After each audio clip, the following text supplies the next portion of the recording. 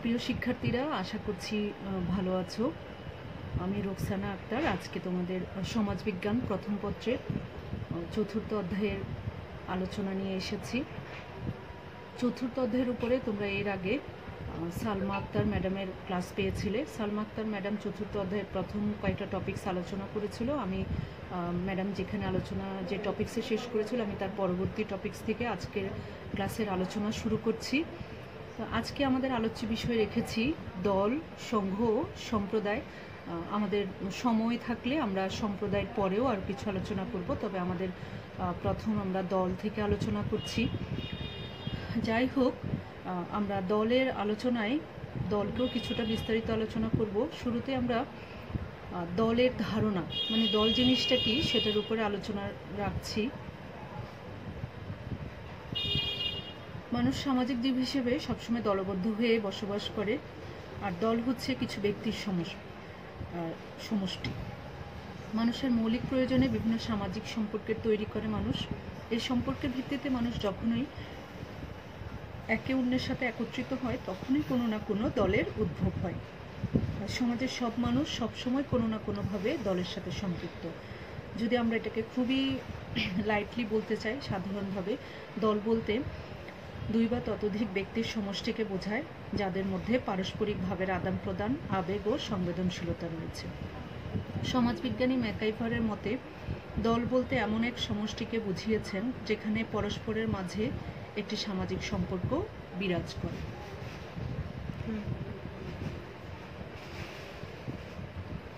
যদি সমাজবিজ্ঞানী স্মলের মতে আমরা বলি দল কি, দল হচ্ছে ক্ষুদ্র বা বৃহৎ এমন একটি জনসমষ্টি যাদের মধ্যে বিদ্যমান সম্পর্ক প্রত্যেক সদস্যকে একই সূত্রে গ্রথিত করে। অতএব যে কোনো জনসমষ্টিকে আমরা দল বলতে পারি না। যখন জনসমষ্টির যৌথ উদ্দেশ্য থাকে তখন তাকে দল বলা যায়। কারণ এক জায়গায় অনেক জনসমষ্টি বা জনসংখ্যা একত্রিত হতেই পারে, কিন্তু তাদের যদি কোনো উদ্দেশ্য না থাকে তাহলে কিন্তু সেটা দল হবে না। আর যখন অনেক লোকের একত্রে বসবাস অথবা একত্রে সমন্বয় ঘটে এবং তাদের যদি অনেকগুলো উদ্দেশ্য থাকে, তখন তাকে আমরা দল বলে থাকি। তাহলে অনেক মানুষ বা অনেক জনসমষ্টির একসাথে সমন্বয়কে আমরা কিসের ভিত্তিতে দল বলতে পারি? সেক্ষেত্রে আমরা দলের কিছু বৈশিষ্ট্য আমরা স্পেসিফিক করতে চাচ্ছি। তোমরা লক্ষ্য করো, এখানে ক্রমিক সংখ্যা অনুসারে দেওয়া আছে। দলের ভিত্তি হলো সামাজিক সম্পর্ক, অর্থাৎ একটা দলের ভিতরে যে জনসমষ্টি থাকবে তাদের সবার মাঝে একটা সামাজিক সম্পর্ক থাকতে হবে। দল ক্ষুদ্রও হতে পারে, আবার বৃহৎও হতে পারে, এটা একটা বৈশিষ্ট্য। দল ক্ষণস্থায়ী বা দীর্ঘস্থায়ী হতে পারে। দলের প্রতীকী রূপ থাকে। দলীয় আনুগত্য, দলীয় মনোভাব দলের অন্যতম বৈশিষ্ট্য, অর্থাৎ দলের ভিতরে সবার একে অপরের প্রতি আনুগত্য থাকতে হবে এবং দলের মনোভাব, দলের মানুষের সবার মনোভাব একই রকম হতে হবে এবং দলের একটা প্রতীক চিহ্ন থাকতে হবে। যেই দলই হোক না কেন, সবাই কিন্তু একটা প্রতীক চিহ্ন ব্যবহার করে থাকে এবং এই প্রতীক চিহ্নটাও একটা বৈশিষ্ট্য। এরপর দেখো, দলের কিছু শ্রেণীবিভাগ থাকে। আমরা বিভিন্ন সমাজবিজ্ঞানীদের আলোকে দলের শ্রেণীবিভাগ আলোচনা করছি। প্রথমেই বলা যাক, সমাজবিজ্ঞানী কুলি দলকে দুই ভাগে ভাগ করেন। যেমন মুখ্য দল বা প্রাথমিক দল। তোমরা লক্ষ্য করো, মুখ্য দল বা প্রাথমিক দল, গৌণ দল বা মাধ্যমিক দল। এরপরে লক্ষ্য করো, মুখ্য দলটা কি? যে দলের সদস্যদের পারস্পরিক সম্পর্ক মুখোমুখি ও ঘনিষ্ঠ, তাকে মুখ্য বা প্রাথমিক দল বলে। যেমন এক্সাম্পল তোমরা লক্ষ্য করো, পরিবার। কেন পরিবারকে মুখ্য দলের অন্যতম এক্সাম্পল রাখা হয়েছে? কারণ আমরা পরিবারে যারা সদস্য, সবার কিন্তু আমাদের একটা মুখোমুখি অবস্থান থাকে। সবাই একই পরিবারের সদস্য, সবসময় দেখা সাক্ষাৎ হচ্ছে এবং সবার মাঝে সম্পর্কটা ঘনিষ্ঠ, অনেকটা কাছাকাছি। গৌণ দল কি? যে দলের সদস্যদের পারস্পরিক সম্পর্ক মুখোমুখি ও প্রত্যক্ষ নয়। এখানে বিভিন্ন সামাজিক প্রয়োজনে একটি সাধারণ সম্পর্কের ভিত্তিতে দল গঠন করে, তাই গৌণ দল। মানে এখানে মুখ্য দলের সম্পূর্ণ বিপরীত। এখানে সদস্যরা তাদের সম্পর্কটা মুখোমুখি ও প্রত্যক্ষ হবে না, এখানে সামাজিক একটা প্রয়োজনের তারা দল গঠন করে। যেমন শ্রমিক সংঘ। এখানে সম্পর্কটা কিছুটা নীতি ও আদর্শ দ্বারা প্রভাবিত। শ্রমিক সংঘের ভেতরে যারা থাকবে, যারা কাজ করবে সংশ্লিষ্ট, তাদের ভেতরে কিছু নীতি ও আদর্শ দ্বারা প্রভাবিত হবে। এরপরে সমাজবিজ্ঞানী সামনার তার ফোকোয়েস নামক গ্রন্থে দলের দুটি শ্রেণী বিভাগ করেছেন। ক, অন্তর্দল, খ, বহির্দল। অন্তর্দল কি? যে দলের সদস্যরা পরস্পরের সাথে প্রত্যক্ষ এবং ঘনিষ্ঠ সম্পর্কে আবদ্ধ এবং পরস্পরের উপর নির্ভরশীল, তারা অন্তর্দল। যেমন পরিবার, খেলার সাথী।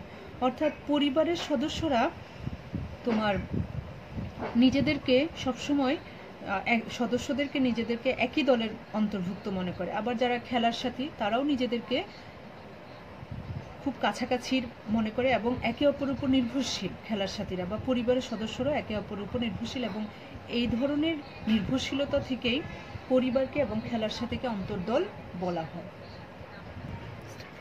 ছাত্রীরা এখন বহির্দল কি? অন্তর্দলের সদস্যরা যাদেরকে নিজ দলের বহির্ভূত সদস্য বলে মনে করে, তারা বহির্দলের সদস্য। যেমন আমরা এক্সাম্পল দিয়ে একটু ক্লিয়ার করছি। একাদশ শ্রেণীর ছাত্রীরা একটি অন্তর্দল, আবার দ্বাদশ শ্রেণীর ছাত্রীরা আরেকটি অন্তর্দল। কিন্তু এখানে একাদশ শ্রেণীর ছাত্রীদের কাছে দ্বাদশ শ্রেণী একটি বহির্দল, আবার দ্বাদশ শ্রেণীর ছাত্রীদের কাছে একাদশ শ্রেণী একটি বহির্দল। সিএ অ্যালউড দলকে শ্রেণী বিভাগ করেন নিম্নভাবে: অনৈচ্ছিক দল, ঐচ্ছিক দল, প্রাতিষ্ঠানিক ও অপ্রাতিষ্ঠানিক। হ্যাঁ ছাত্রীরা, আমরা যেটা বলছিলাম, সিএ অ্যালউড অনৈচ্ছিক দল বলতে কোন দলকে বুঝিয়েছেন? যে দলের সদস্যরা ইচ্ছে করে নয় বরং জন্মগতভাবে সদস্যপদ লাভ করে, সেটা অনৈচ্ছিক দল। যেমন পরিবার, রাষ্ট্র। আমরা এক্সাম্পল দিচ্ছি কিন্তু আরেকটু ব্যাখ্যা দিচ্ছি পরিবারকে কেন আমরা অনৈচ্ছিক দল বলি। যেমন একটা পরিবারে যখন কোনো মানব সন্তান জন্ম নেয়, সে কিন্তু তার ইচ্ছা অনুযায়ী ওই পরিবারে আসতে পারে না। তার পরিবার একটা মানব সন্তান জন্ম দিচ্ছে, পরিবারের কোনো সদস্য, তারপর কিন্তু একটা নতুন সদস্য আসে। তাহলে এখানে তুমি যদি তোমার পরিবারে জন্ম নিয়েছো, তাহলে কি তোমার ইচ্ছায় তুমি জন্ম নিয়েছো? অবশ্যই নয়। তোমার বাবা মায়ের ইচ্ছায় তোমার জন্ম, তোমার বাবা মা যে পরিবার গঠন করেছে সেখানে হয়েছে। তাহলে পরিবার অবশ্যই অনৈচ্ছিক দল হবে, কারো ইচ্ছার উপর ডিপেন্ড করছে না। ঠিক তেমনি রাষ্ট্র, তুমি কোন রাষ্ট্রের অধিভুক্ত হবে সেটা কিন্তু তোমার জন্মের পরেই কিন্তু ঠিক হচ্ছে, তোমার জন্মের আগে কিন্তু এটা অবশ্যই ঠিক হচ্ছে না। এরপর দেখো ঐচ্ছিক দল। যে দলের সদস্যরা স্বেচ্ছা এবং সচেতনভাবে সদস্য পদ লাভ করে সেটা ঐচ্ছিক দল। যেমন রাজনৈতিক দল, বণিক সমিতি। রাজনৈতিক দল বলতে আমরা যেটা বোঝাচ্ছি, যেমন বাংলাদেশে অনেকগুলো রাজনৈতিক দল আছে, এক একজন এক একটা দলের আদর্শে বিশ্বাসী। কারো কাছে হয়তোবা নাম ব্যবহার না করে যদি আমি বলি এই একটা রাজনৈতিক দল বা বি একটা রাজনৈতিক দল, অনেক মানুষ এই রাজনৈতিক দলকে পছন্দ করে, আবার অনেক মানুষ আছে বি রাজনৈতিক দলকে পছন্দ করে। তাহলে যারা এই রাজনৈতিক দলকে পছন্দ করে, তারা বি রাজনৈতিক দলকে আবার অপছন্দ করে। তাহলে একে যারা পছন্দ করছে তারা তাদের ইচ্ছে অনুযায়ী দলের অধিভুক্ত হয়েছে, আবার বিকে যারা পছন্দ করছে তারা বির দলের তাদের ইচ্ছে অনুযায়ী সেখানে কাজ করছে। তো এক্ষেত্রে তাদের ইচ্ছাটা সেখানে প্রাধান্য পাচ্ছে। এই কারণে রাজনৈতিক দলকে আমরা ঐচ্ছিক দল বলতে পারি। প্রাতিষ্ঠানিক দল, যে দলের প্রাতিষ্ঠানিক স্বীকৃতি আছে এবং স্থায়ী, সেগুলো প্রাতিষ্ঠানিক দল। যেমন চার্চ, বিদ্যালয়।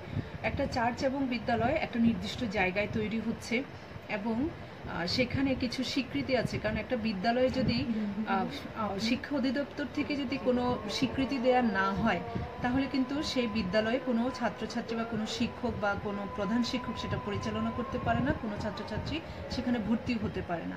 ঠিক তেমনি চার্চ একটা নির্দিষ্ট জায়গায় হতে হবে, যে কোনো জায়গায় চার্চ হতে পারে না, সেটার একটা স্বীকৃতি, যে এটা চার্চ, এটা একটা ধর্মীয় উপাসনাগার, এটা সবাই স্বীকৃতি দিতে হবে, সেটার একটা পরিপত্র থাকতে হবে। তাহলে এই প্রতিষ্ঠানগুলোকে আমরা প্রাতিষ্ঠানিক দল বলি। এখানে অনেক মানুষের সমন্বয় হয়, চার্চেও হয়, বিদ্যালয়েও হয়। অপ্রাতিষ্ঠানিক দল, যে দলের প্রাতিষ্ঠানিক স্বীকৃতি নেই, অস্থায়ী, সেটি অপ্রাতিষ্ঠানিক দল। যেমন জনতা। যেমন তুমি যদি কোথাও তুমি একটা শপিং মলে শপিং করতে বের হয়েছো, শপিং করতে যখন তুমি বের হবে, হঠাৎ করে দেখবে একটা জায়গায় অনেক মানুষ জড়ো হয়ে আছে। কেন জড়ো হয়ে আছে খেয়াল করবে, আমরা অনেক সময় দেখি একটা লোক মাইকিং করছে, মাইকিং করে করে তিনি অনেক জিনিস বিক্রি করছে, মাথা ব্যথার ওষুধ, দাঁতের পোকার ওষুধ, পিঠের ব্যথার ওষুধ, বাতের ব্যথার ওষুধ, চুলকানির ওষুধ, এরকম বলে বলে অনেক ওষুধ বিক্রি করবে। তার চারপাশে অনেক মানুষ জড়ো হয়ে থাকবে, তারাই কিন্তু জনতা যারা জড়ো হয়ে আছে। কিন্তু তারা কিন্তু অপ্রাতিষ্ঠানিক, তারা যে কোনো জায়গায় জড়ো হতে পারে। ওই বিক্রেতা যেখানেই যাবে তার চারপাশে জনতারা এমনিই চলে যাবে। কিন্তু তারা কিন্তু একদিক থেকে এসেছে। যখন তাদের শোনা শেষ বিক্রেতার কথাগুলো, তারা কিন্তু সবাই যার যার মতো নিজেদের জায়গায় চলে যাবে। তাহলে ওখানে তাদের কোনো উদ্দেশ্য থাকলো না, বা সেই লোকটা যে সেই জায়গায় পরের দিন আসবে এরকম কোনো কিন্তু স্থায়িত্ব নাই। তাহলে যে দলের প্রাতিষ্ঠানিক কোনো স্বীকৃতি নেই, ওই লোকটা ওই জায়গায় প্রতিদিনই আসতে পারবে এরকম কোনো স্বীকৃতি কিন্তু ওই লোকটার কাছে অর্থাৎ বিক্রেতার কাছেও থাকে না। এজন্য এটাকে আমরা অপ্রাতিষ্ঠানিক দল বলে থাকি। সংঘ বা সমিতি বলতে এমন একটি সামাজিক গোষ্ঠীকে বোঝায় যার সদস্যরা কতিপয় উদ্দেশ্য সাধনের জন্য সম্মিলিত প্রয়াস চালায়। সংঘ বা সমিতি বলতে এমন একটি সামাজিক গোষ্ঠীকে বোঝায়। আমরা কিন্তু এখন দল কনসেপ্টের পরে পরবর্তী যে কনসেপ্ট সেটা হচ্ছে সংঘ নিয়ে আলোচনা করব। তাহলে সংঘটা কি? সংঘ বা সমিতি একই কথা। সংঘ বা সমিতি বলতে এমন একটি সামাজিক গোষ্ঠীকে বোঝায় যার সদস্যরা কতিপয় উদ্দেশ্য সাধনের জন্য সম্মিলিত প্রয়াস চালায়।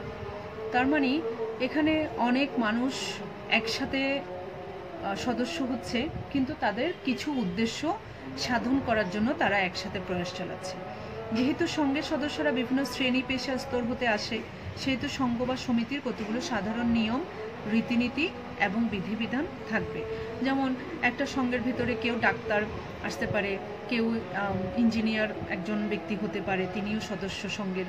আবার একজন শিক্ষক হতে পারে, একজন ব্যবসায়ীও হতে পারে, তিনি অথবা তিনি অন্য কোনো পেশা, তিনি একজন চাকরিজীবী, ডাক্তারও চাকরিজীবী হতে পারে, কিন্তু সেটা তার পেশা, একজন সাধারণ চাকরিজীবী সেও কোনো সংঘের সদস্য হতে পারে। বা অনেকে মিলে একটা সমিতি করছে, সমিতিতে সবাই টাকা প্রত্যেক মাসে মাসে টাকা সাবমিট করছে, এবং এভাবে নির্দিষ্ট টাইম বা ডিউরেশন পার হলে সেই টাকা দিয়ে তারা একটা জমি কিনবে, অথবা সেই টাকাটা তারা ফিক্সড করে রাখবে কোনো ব্যাংকে। এটা তাদের উদ্দেশ্য। প্রত্যেক মাসে মাসে তারা টাকা দিল, কিন্তু প্রত্যেকটা ব্যক্তি এক একটা শ্রেণী বা পেশা থেকে এসেছে। এক একটা শ্রেণী পেশা থেকে আসলেও তারা কিন্তু ওই যখন সংঘের সদস্য হচ্ছে তখন কিন্তু তাদের উদ্দেশ্য প্রত্যেক মাসে মাসে সবাই একই অঙ্কের টাকা দিবে, এবং নির্দিষ্ট টাইম, তারা হয়তো 10 বছরের জন্য টাকা সাবমিট করবে প্রত্যেক মাসে মাসে, হয়তো প্রত্যেক মাসে সবাইকে 5,000 করে দিতে বলা হলো। এরকম 10 বছর পার হলে সবার টাকাটা যখন একসাথে বড় অঙ্কের টাকা হবে, তখন সেই টাকাটা দিয়ে তারা একটা জমি কিনলো, অথবা কোনো ফ্ল্যাট কিনলো, বা তারা সেই টাকাটা ফিক্সড ডিপোজিট করে দিল যেখানে খুব ভালো টাকা ইন্টারেস্ট পাওয়া যাবে এরকম। তাহলে তারা যে একসাথে সমন্বয় ঘটিয়েছে, তাদের উদ্দেশ্য কি? তাদের উদ্দেশ্য হচ্ছে ভবিষ্যতে তাদের এই সমন্বয়টাকে বড় কোনো ভাবে কাজে লাগানো। তো এক্ষেত্রে জিসবার্ট, আমাদের সমাজবিজ্ঞানী জিসবার্ট কি বলেন দেখি। সংঘ হলো একটি জনসমষ্টি যা কোনো বিশেষ উদ্দেশ্য সাধনের জন্য একতাবদ্ধ হয়। একটি জনসমষ্টি যা কোনো বিশেষ উদ্দেশ্য সাধনের জন্য একতাবদ্ধ হয়, এটা জিসবার্ট বলেন। ম্যাকাইভার কি বলেন? এক বা একাধিক সাধারণ উদ্দেশ্য চরিতার্থ করার জন্য সংগঠিত দলই সংঘ। এক বা একাধিক উদ্দেশ্য চরিতার্থ করার জন্য। উদ্দেশ্য একটাই হতে হবে সংঘের তা না, উদ্দেশ্য বিভিন্ন রকম হতে পারে। যেমন সংঘের কেউ 10 বছর পরে তাদের টাকা হলো 50 লক্ষ টাকা, তারা 10 বছরে 50 জন সদস্য 50 লক্ষ টাকা একসাথে জমাতে পেরেছে। সেই 50 লক্ষ টাকা দিয়ে হয়তো তারা দেখা গিয়েছে 25 লক্ষ টাকা দিয়ে তারা একটা জমি কিনেছে, আবার বাকি 25 লক্ষ টাকা তারা ফিক্সড ডিপোজিট করে রেখে দিয়েছে, সেখানে চক্রবৃদ্ধি হারে মুনাফা আসবে। তাহলে তাদের উদ্দেশ্য এখানে দুটো উদ্দেশ্য, এক বা একাধিক সাধারণ উদ্দেশ্য। একদিকে তারা জমিও তাদের নিজেদের নামে কিনতে পারলো, আরেকদিকে তাদের সেই টাকাটা তারা চক্রবৃদ্ধি হারে ফিক্সড ডিপোজিট করে দিল। তাহলে এখানে একাধিক উদ্দেশ্য তাদের কাজে লাগবে। অতএব আমরা যেটা বলতে চাচ্ছি, কোনো দল তাদের সবার স্বার্থ জড়িত থাকে এমন উদ্দেশ্য সাধনের নিমিত্তে সংঘবদ্ধ হয়ে কাজ করলে তখনই সংঘের জন্ম হয়। হ্যাঁ ছাত্রীরা, এখন একের অধিক লোক যে একসাথে তাদের উদ্দেশ্য চরিতার্থ করার জন্য কাজ করবে, এখন কাজ করলে তো হবে না, সেটা যে সঙ্গ বা সমিতি হয়েছে এটার তুমি কিভাবে বুঝবে, কি বৈশিষ্ট্য থেকে? সেই আলোকে আমরা সঙ্গের কিছু বৈশিষ্ট্য আলোচনা করছি। তোমরা লক্ষ্য করো। ক, সঙ্গ একটি দলকে নির্দেশ করে, মানে দল হতে হবে, অনেক মানুষের ওখানে সমন্বয় থাকতে হবে। সঙ্গ গঠিত হয় এক বা একাধিক লক্ষ্য অর্জনের নিমিত্তে। সংঘের সদস্যরা তাদের লক্ষ্য অর্জনের জন্য সমবেত প্রয়াস চালায়, মানে একসাথে কাজ করে, চেষ্টা করে।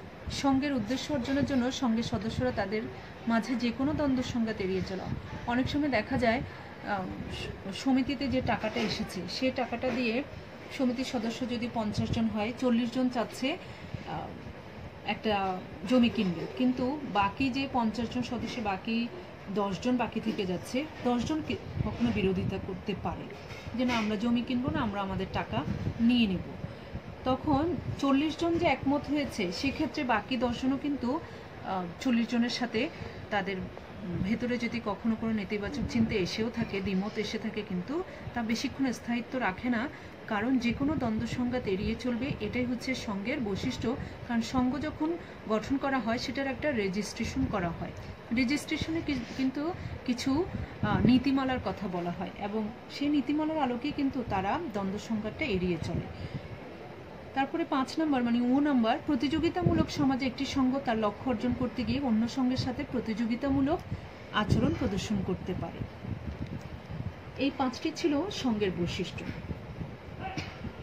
আলোচনা করি, আসলে সংঘের নির্দিষ্ট কোনো শ্রেণীবিভাগ করা যায় না, তারপরেও আমরা কিছু শ্রেণীবিভাগ, মানে সংঘটা আসলে কেমন কেমন হয় আমরা সেটা বলার চেষ্টা করছি। যেমন ব্যবসায়িক সংঘ, খেয়াল করো, এখানে ব্যবসায়ীদের ব্যবসাগত স্বার্থ সংরক্ষণের উদ্দেশ্য থাকে। যখন বেশ কিছু ব্যবসা মানে সব ব্যবসায়ীদের সঙ্গ থাকবে, সেখানে যে মাসে 5 লক্ষ টাকা ইনকাম করবে সেও সেই ব্যবসায়িক সংঘের অন্তর্ভুক্ত হবে, যে মাসে 1 লক্ষ টাকা ইনকাম করবে, যে মাসে 50,000 টাকা ইনকাম করবে সেও কিন্তু ব্যবসায়িক সংঘের সদস্য হবে। এখানে সব ব্যবসায়ীদের উদ্দেশ্য থাকবে তাদের ব্যবসার স্বার্থ সংরক্ষণের উদ্দেশ্য। যেমন কোন মালটা কত দামে বাজারে ছাড়বে, সবাই যেন এক দামে ছাড়তে পারে, কে কত টাকা লাভে বিক্রি করবে, কে কত টাকা ছাড়ে বিক্রি করবে, কতটুকু ছাড় দিতে পারে, এই বিষয়গুলো কিন্তু তাদের স্বার্থ সংশ্লিষ্ট এবং সেটা তাদের ব্যবসায়িক সংঘে আলোচনা করা হয়। হ্যাঁ ছাত্রীরা, এরপর লক্ষ্য করো ক্রীড়া সংঘ। ক্রীড়া সংঘটা কি? এখানে খেলাধুলাটাকে উদ্দেশ্য করে এই সংঘ গঠিত হয়। কখন কোন টুর্নামেন্ট খেলবে, টুর্নামেন্টে প্রত্যেক সদস্যের জন্য, মানে প্রত্যেক প্লেয়ারের জন্য, প্রত্যেক প্লেয়ারকে কিভাবে কী ধরনের ফ্যাসিলিটিস দেওয়া হবে, বা কোন কোন জায়গায় তাদেরকে রাখা হবে, এই খেলা থেকে কী উদ্দেশ্যে এই টুর্নামেন্টটা ছাড়া হবে, এই সব কিছু ইত্যাদি ইত্যাদি ক্রীড়ার সঙ্গে আলোচনা হয় এবং ক্রীড়ার সঙ্গে এগুলো লিপিবদ্ধ করা হয়। তারপরে শ্রমিক সংঘ, শ্রমিকদের স্বার্থ সংরক্ষণের জন্য শ্রমিক এই সংঘ গঠন করে। শ্রমিকদের সব স্বার্থ এই শ্রমিক সংঘে আলোচনা হবে। শ্রমিকদের ন্যায্য পাওনা কি, মালিক কতটা নিচ্ছে, মালিক কতটুকু নিচ্ছে, শ্রমিককে কতটুকু দিচ্ছে, শ্রমিক বঞ্চিত হচ্ছে কিনা, শ্রমিকের কতটুকু পাওয়া উচিত, এই সার্বিক বিষয়গুলো শ্রমিক সংঘে আলোচনা করা হয়। হ্যাঁ ছাত্রীরা, সংঘের পরে আমাদের পরবর্তী কনসেপ্ট সম্প্রদায়। সম্প্রদায় কি, এটা সম্পর্কে আমাদের ধারণা থাকা প্রয়োজন, কারণ আমরা সবাই কোনো না কোনো সম্প্রদায়ের ভেতরেই আছি। যেমন আমরা কেউ গ্রামে বা শহরে বাস করি, আর আমরা যেখানেই বাস করি না কেন সেখানে রয়েছে আমাদের পাড়া প্রতিবেশী, আত্মীয় স্বজন ও বন্ধু বান্ধব। এসব মিলে আমরা একটা এলাকায় বসবাস করি। একই এলাকায় সবাই মিলে বসবাস করতে গিয়ে তথা এর প্রাকৃতিক পরিবেশ, এর প্রতি একটা মায়া মমতা, ভালোবাসা তৈরি হয়। এভাবেই আমরা সবাই আমাদের গ্রাম বা আমাদের শহরকে ভালোবাসি। এলাকা ভিত্তিক আকর্ষণ, এলাকার প্রতি টান, এলাকার মঙ্গলামঙ্গল এর কথা ভাবি। এভাবে সবাই মিলে একটি এলাকায় বসবাস করতে গিয়ে গড়ে তুলে যে সামাজিক পরিমণ্ডল, সেটাই হলো সম্প্রদায়। তাই আমরা সবাই কোনো না কোনো সম্প্রদায়, যেমন গ্রাম সম্প্রদায় বা নগর সম্প্রদায়ে বসবাস করি, জীবনযাপন করি। সম্প্রদায় সংজ্ঞা দিতে গিয়ে ম্যাকাইভার এবং পেইস তাদের সোসাইটি নামক গ্রন্থে বলেন, সম্প্রদায় হচ্ছে এমন একটি জনসমষ্টি যারা সাধারণত একটি নির্দিষ্ট এলাকায় বাস করে এবং যারা একই ধরনের জীবনযাত্রা নির্বাহ করে। অর্থাৎ সম্প্রদায় হতে হলে সম্প্রদায়ের অন্তর্ভুক্ত যারা হবে তারা একটা নির্দিষ্ট এলাকায় বাস করতে হবে এবং তাদের সবার জীবনযাত্রা একই রকম হতে হবে, অর্থাৎ মানসিকতা একরকম হতে হবে। হ্যাঁ ছাত্রীরা, আমরা যেটা বলছিলাম, সম্প্রদায়ের ধারণা আমরা ম্যাকাইভারো পেজের মধ্যে পেয়েছি যে কিছু জনসমষ্টি তারা সম্প্রদায়ের অন্তর্ভুক্ত হতে হলে তাদেরকে একই এলাকায় বাস করতে হবে এবং তাদের সবার একই ধরনের মানসিকতা বা জীবনযাপন নির্বাহ করতে হবে। যাই হোক, আমরা সম্প্রদায়ের কিছু বৈশিষ্ট্যের ভিত্তিতে বা আলোচনার ভিত্তিতে আমরা সম্প্রদায়কে জানার চেষ্টা করছি। 1 নম্বর, খেয়াল করো, একই রকম জীবন ব্যবস্থা সম্প্রদায়ের প্রধান বৈশিষ্ট্য। একই রকম জীবন ব্যবস্থা থাকতে হবে যারা সম্প্রদায়ের অন্তর্ভুক্ত হবে, অর্থাৎ সম্প্রদায়ের আওতাভুক্ত সদস্যবৃন্দ একই রকম জীবনযাপন করে। 2, সম্প্রদায়ভুক্ত সদস্যবৃন্দের জীবন ব্যবস্থা শুধু এক নয়, তাদের মধ্যে একই আদর্শ, প্রথা, আচার আচরণ পরিলক্ষিত হয়। সকল সদস্যের মধ্যে একটি দায়িত্ববোধ থাকে এবং সকলে তা সম্প্রদায়ের সামগ্রিক স্বার্থের জন্য করে। এজন্য সদস্যগণ ত্যাগ স্বীকার করতে প্রস্তুত থাকে। সম্প্রদায়ের আয়তন অতি ক্ষুদ্র বৃহৎ হতে পারে, এমনকি এর আয়তন বিশ্বব্যাপীও হতে পারে। 5, সম্প্রদায়ের জন্য একটি গুরুত্বপূর্ণ বৈশিষ্ট্য হলো এর বিশেষ ঐক্য। সদস্যগণ বিশেষ ঐক্যে আবদ্ধ থাকে। ঐক্য সম্প্রদায়ের মূল ভিত্তি। সম্প্রদায় কোনো রাজনৈতিক সংগঠন নয়, রাজনৈতিক কার্যক্রমের সাথে এর কোনো সম্পর্ক নেই, তবে সদস্যরা রাজনীতি করতে পারেন না তা নয়, তারা চাইলে রাজনীতি করতে পারেন। 7, সামাজিক সহানুভূতি এর অন্য একটি বৈশিষ্ট্য। সকল সদস্য একে অপরের প্রতি সহানুভূতির মাধ্যমে সহাবস্থান করে। তাহলে এই 7টা বৈশিষ্ট্য কোনো জনসমষ্টিকে সম্প্রদায়ের অন্তর্ভুক্ত হতে হলে এই বৈশিষ্ট্যগুলোর ভেতর দিয়ে তাদেরকে অতিবাহিত হতে হবে বা বৈশিষ্ট্যগুলো নির্দিষ্ট হতে হবে। এরপরে সম্প্রদায়ের মূল ভিত্তি কী? মূল ভিত্তি 2টি, যেমন এলাকা এবং সম্প্রদায়গত মানসিকতা। এলাকা কি? সম্প্রদায় সাধারণত একটি এলাকা নিয়ে গঠিত, যেটা ম্যাকাইভারো পেজ বলেছিল। এমনকি যাযাবরেরাও কিছুদিনের জন্য হলো একটি এলাকায় স্থানীয়ভাবে সম্প্রদায় গড়ে তোলে। আধুনিককালে যোগাযোগ অবস্থার উন্নতির ফলে সম্প্রদায়কে বিশেষ কোনো এলাকায় সীমাবদ্ধ থাকতে হয় না, কিন্তু তবুও বলতে হয় যতটুকু নিয়ে তার যোগাযোগ ততটুকু নিয়ে তার সম্প্রদায় এলাকা। সম্প্রদায়গত মানসিকতা হচ্ছে আসলে আধুনিক বৃহৎ কোনো শহরের একটি এলাকার মধ্যে সম্প্রীতিবোধ তেমন প্রবল নয়। ম্যাকাইভার বলেন যে সম্প্রদায়গত মন মানসিকতা তথা একই সঙ্গে বসবাস করার প্রবণতা না থাকলে তা সম্প্রদায় হতে পারে না। অর্থাৎ তুমি একই এলাকায় অনেক বছর বাস করছো, কিন্তু তুমি তোমার পাশের প্রতিবেশীর সাথে কোনো প্রকারের যোগাযোগ রক্ষা করছো না এবং তার কোনো বিপদ আপদ বা তার কোনো মতামতের সাথে, তার আচার আচরণের সাথে তুমি একমত প্রকাশ করছো না, তাহলে কিন্তু সেটা সম্প্রদায় হবে না। সম্প্রদায় হতে হলে দুটো ভিত্তি পাশাপাশি অবস্থান করতে হবে। একই এলাকায় বাস করতে হবে এবং সম্প্রদায়গত মানসিকতা থাকতে হবে। ছাত্রীরা, আমরা যেটা বলছিলাম কিছুক্ষণ আগে, আমরা সম্প্রদায়ের ধারণা, সম্প্রদায়ের বৈশিষ্ট্য এবং সম্প্রদায়ের ভিত্তি, দুটো ভিত্তি নিয়ে আলোচনা করেছি। এখন আমরা যেটা দেখব, সম্প্রদায়ের আগে আমরা সংঘ আলোচনা করেছিলাম। সম্প্রদায় ও সংঘের মধ্যে কিছু পার্থক্য আছে, যেটা আসলে আলোচনা না করলেই নয়, একটা গুরুত্বপূর্ণ টপিকস। তাহলে লক্ষ্য করো, আমি একটু হাইলাইট করার চেষ্টা করেছি, খেয়াল করো। 1 নম্বর, সম্প্রদায় হচ্ছে এমন একটি এলাকা যেখানে সম্প্রদায়ের সদস্যরা সংহতিবোধ অনুভব করে এবং তারা সমজাতীয় জীবনযাত্রায় অভ্যস্ত হয়। পক্ষান্তরে এক বা একাধিক সাধারণ উদ্দেশ্য সাধনের জন্য সংগঠিত দলই হচ্ছে সংঘ। কোনো সম্প্রদায় একটি নির্দিষ্ট এলাকাকে অবলম্বন করে বিকশিত হয়, যেমন বাংলাদেশের উপজাতীয় সম্প্রদায় পাহাড়িয়া এলাকায় বাস করে। পক্ষান্তরে সংঘ সংগঠিত হওয়ার জন্য কোনো এলাকার প্রয়োজন নেই, যেমন ব্যবসায়ীদের সংঘ। যে কোনো জায়গায় যে কোনো ব্যবসায়ীরাই সংঘের অন্তর্ভুক্ত হতে পারে।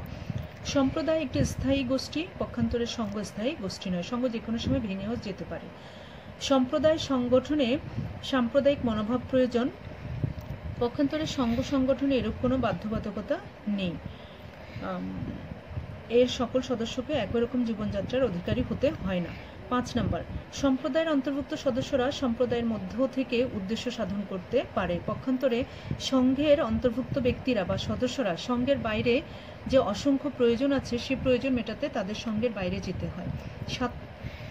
5-এর পরে 6 সম্প্রদায়ের উদ্দেশ্য সহজে অনুমান করা যায় না। পক্ষান্তরে একটি সংঘ প্রতিষ্ঠার উদ্দেশ্য সহজে অনুমান করা যায়। সম্প্রদায় সংগঠিত হতে অনেক সময়ের প্রয়োজন হয়, পক্ষান্তরে সংঘ সংগঠিত হতে খুব একটা সময়ের প্রয়োজন হয় না। সম্প্রদায় কোনো সংগঠনের অধীন নয়, পক্ষান্তরে সম্প্রদায়ের অধীনে একটি সংগঠন হচ্ছে সংঘ। সম্প্রদায়কে সংঘ বলে অভিহিত করা হয় না, এটি কারো অন্তর্ভুক্ত নয়, পক্ষান্তরে একাধিক সংঘ একটি সম্প্রদায়ের অন্তর্ভুক্ত হতে পারে। সম্প্রদায়ের ভিত্তি থাকে এলাকা ও এলাকায় সম্প্রদায়গত মানসিকতা, পক্ষান্তরে সংঘের কোনো মৌলভিত্তি নেই। সম্প্রদায় একটি অকৃত্রিম সংগঠন, তাই এর গতিপথে কৃত্রিমতার কোনো দেয়াল নেই, পক্ষান্তরে সংঘ একটি কৃত্রিম সংগঠন, এর গতিপথ আনুষ্ঠানিকতায় আকীর্ণ। সম্প্রদায় কোনো ভাব প্রকাশ করে উদ্দেশ্য সাধন করে না, পক্ষান্তরে সংঘ তিনভাবে তার উদ্দেশ্য সাধন করতে পারে। এক, স্বতন্ত্রভাবে, বিরোধিতা করে, সমবেত হয়ে। একই ব্যক্তি একাধিক সম্প্রদায়ের সদস্য হতে পারে না, পক্ষান্তরে একজন ব্যক্তি একাধিক সংঘের সদস্য হতে পারে। মানুষ জন্মগতভাবে সম্প্রদায়ের সদস্য হয়, পক্ষান্তরে মানুষ আনুষ্ঠানিকভাবে সংঘের সদস্য হয়। সর্বশেষ, ম্যাকাইভার রাষ্ট্রকে সম্প্রদায় বলেনি, অর্থাৎ রাষ্ট্র সম্প্রদায় হতে পারে না, বরং রাষ্ট্র একটি সংঘ। এটা স্পেসিফিক ম্যাকাইভারের মতে, যে ম্যাকাইভার রাষ্ট্রকে কখনো সম্প্রদায় বলেনি, কারণ রাষ্ট্র একটি সংঘ। এটা ম্যাকাইভারের মতে একটি ডিস্টেন্স।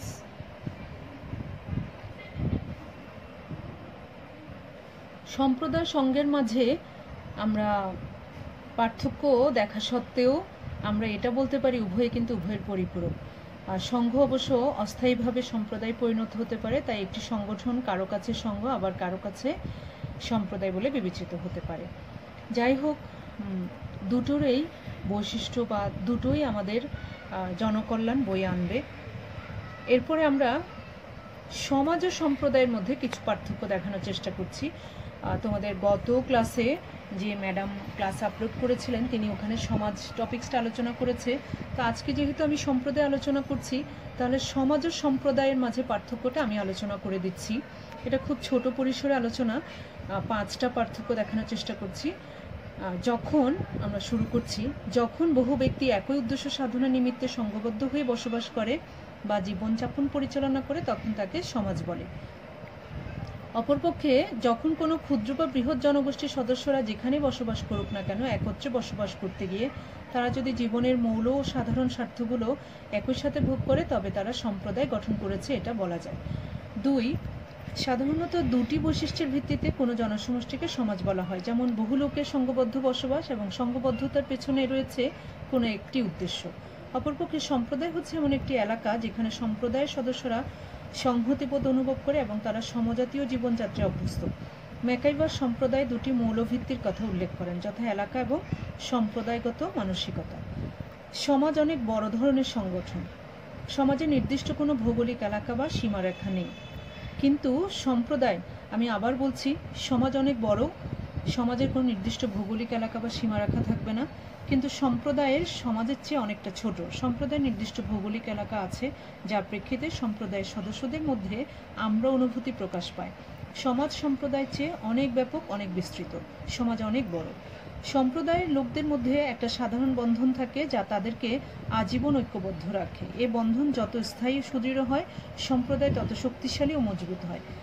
সম্প্রদায়ের ক্ষেত্রে বন্ধনটা অনেক দৃঢ় থাকে। অপরপক্ষে সমাজ কতগুলো বিশেষ উদ্দেশ্য সাধারণ স্বার্থকে কেন্দ্র করে গড়ে উঠে। সমাজের লোকদের মধ্যে গোষ্ঠী চেতনার চেয়ে সামাজিক সাধারণ চেতনায় মুখ্য থাকে। মানে দলের চেতে সাধারণ, মানে এখানে ব্যক্তির চেতনাও অনেক সময় মুখ্য হয়ে থাকে সমাজে। সমাজে গোষ্ঠী মানে দল, সমাজে দলের চেতনার চেয়ে সাধারণ চেতনা অর্থাৎ একজন ব্যক্তির চেতনাও এখানে অনেক সময় মুখ্য হয়, কিন্তু সম্প্রদায়ের ভিতরে সম্প্রদায়ের সকল সদস্যের চেতনাকে গুরুত্ব দেওয়া হয়। সর্বশেষ যে পার্থক্যের কথা বলছি, সম্প্রদায়ের লোকদের মধ্যে কতিপয় অনুভূতি মনোভাবের সাদৃশ্য পরিলক্ষিত হয়। মূলত 3টি অনুভূতি, যেমন আমরা অনুভূতি, নির্দিষ্ট কর্ম করার অনুভূতি, নির্ভরতার অনুভূতিকে কেন্দ্র করে সম্প্রদায় গড়ে ওঠে। অপরপক্ষে সমাজের সদস্যদের মধ্যে এ ধরনের মনোভাব অনুভূতি নেই, সমাজ একটি সাধারণ নিয়মে চলে। যাই হোক, আমরা এই আলোচনার মাধ্যমে, এই পার্থক্য আলোচনার মাধ্যমে আমরা যেটা দেখতে পাচ্ছি সেটা হচ্ছে সমাজ ও সম্প্রদায়ের মধ্যে সাদৃশ্য থাকলেও কিছু কিছু জায়গায় মৌলিক বিষয়ে পার্থক্য রয়েছে, যেটা আমরা এইমাত্র আলোচনা করেছি। আজকে আমরা এতটুকুই আলোচনা রাখছি। আজকে আমরা সংঘ, প্রথমে দলের আলোচনা করলাম, তারপরে সংঘ, তারপরে সম্প্রদায় এবং সমাজ ও সম্প্রদায়ের পার্থক্য এবং সম্প্রদায় ও সংঘের পার্থক্য আলোচনা করেছি। আমরা এই পার্থক্য আলোচনার মধ্য দিয়ে আমাদের আজকের অনলাইন ক্লাস এখানেই শেষ করছি। সবাই ভালো থাকবে। আল্লাহ হাফেজ।